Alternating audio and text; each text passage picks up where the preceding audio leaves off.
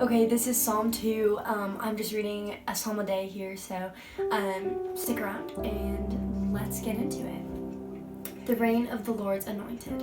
Why do the nations rage and the people plot in vain? The king of the earth set themselves, and the rulers take counsel together against the Lord and against the anointed, saying, Let us burst their bonds apart and cast away their cords from us. He who sits in the heavens laughs, and the Lord holds them in derision. When he will speak to them in his wrath and terrify them in his fury, saying, As for me, I have set my king on Zion, on my holy hill. I will tell of the decree. The Lord said to me, You are my son, and today I have begotten you. Ask of me, and I will make the nations your heritage, and the ends of the earth your possession. You shall break them with a rod of iron, and dash them in pieces like a potter's vessel. Now therefore, O kings, be wise, be warned. O rulers of the earth, serve the Lord with fear and rejoice in trembling. Kiss the Son, lest he be angry and you perish in his way.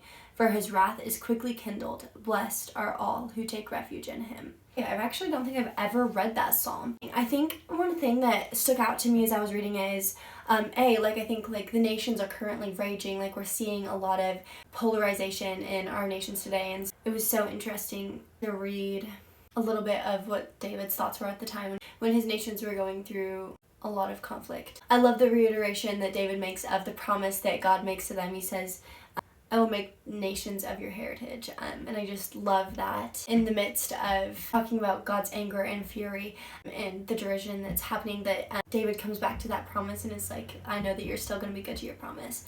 And then the last thing that stuck out to me is this juxtaposition that you see of the wrath of God, the quickly kindled wrath of God, and then blessed are all those who take refuge in him. I think that's something that I struggle with as a Christian, is like, how do I be okay with both of these different personalities almost of God, right? Like, we have like the wrathful, vengeful God, and then we also have like the loving and fatherly God. In this psalm, David holds both of those things really well. Yeah, thank you so much for watching this.